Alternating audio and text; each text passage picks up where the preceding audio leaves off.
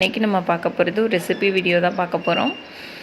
விராமின் கருவாடு தொக்கு எப்படி செய்கிறது அப்படிங்கிறதான் இன்றைக்கி வீடியோவில் பார்க்க போகிறோம். வீடியோக்குள்ளே போகிறதுக்கு முன்னாடி நீங்கள் இன்னும் நம்ம சேனலை சப்ஸ்கிரைப் பண்ணலன்னா மறக்காமல் ரெட் கலர் சப்ஸ்கிரைப் பட்டனை கிளிக் பண்ணி சப்ஸ்கிரைப் பண்ணிக்கோங்க.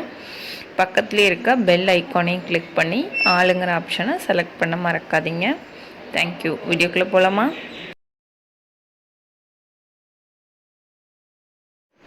ஒரு டேபிள் ஸ்பூன் எண்ணெய் எடுத்துகிட்டு எண்ணெய் சூடான உடனே கடுகு போட்டு தாளிச்சிட்டு அதுக்கப்புறம் ஒரு பெரிய வெங்காயம் பொடியாக நறுக்குனது சேர்த்துருக்கேன். ஒரு கொத்து கருவேப்பிலை சேர்த்துருக்கேன்.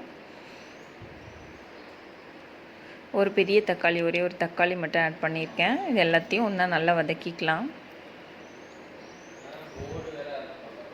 ரொம்ப ஈஸியான ரெசிபி தான் அது. நல்லா வதங்கட்டும். நல்லா இந்த ஸ்டேஜில் கொஞ்சமாக உப்பு ஆட் பண்ணிக்கோங்க. கருவாட்டிலே ஆல்ரெடி உப்பு இருக்கும், அதனால் கம்மியாக சேர்த்துக்குங்க உப்பு மட்டும். இப்போ 1.5 ஸ்பூன் மிளகாத்தூள், நம்ம வீட்டில் குழம்புக்கெல்லாம் அரைச்சி வச்சுருக்கோம் இல்லையா, அந்த மிளகாத்தூள் தான் சேர்த்துக்கிறேன். சேர்த்து நல்லா வதக்கிக்கலாம். இதையும் இந்தளவு வதங்கினதுக்கப்புறமா கழுவி வச்சுருக்க விராமின் கருவாடு இதில் நான் ஆட் பண்ணுறேன்.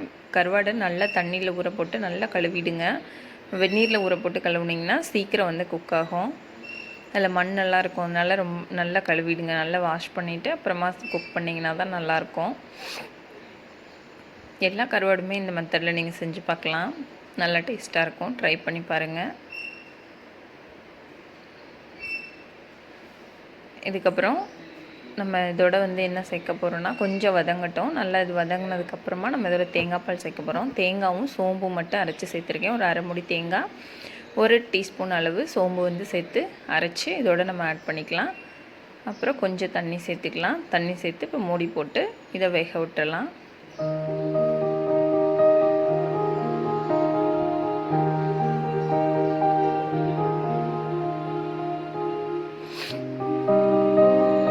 அவ்வளோதான். இப்போ மூடி போட்டு வேக விட்டுறலாம்.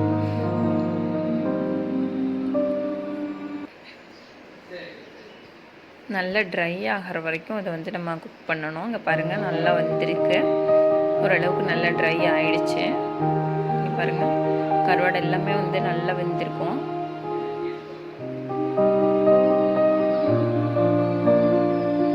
இன்னும் கொஞ்சம் நேரத்தில் இது ரெடி ஆகிடும்.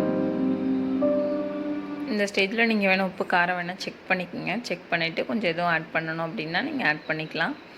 அவ்வளோதான், டேஸ்டியான கருவாடு தொக்கு ரெடி ஆகிடுச்சு. இந்த ரெசிபி நீங்கள் ட்ரை பண்ணி பார்த்துட்டு கமெண்டில் சொல்லுங்கள் நல்லா இருக்கான்னு. வீடியோ பிடிச்சிருந்தால் லைக் பண்ணுங்கள், ஷேர் பண்ணுங்கள், கமெண்ட் பண்ணுங்கள். தேங்க்ஸ் ஃபார் வாட்சிங் தியாஸ்ரீ கிரியேஷன்ஸ்.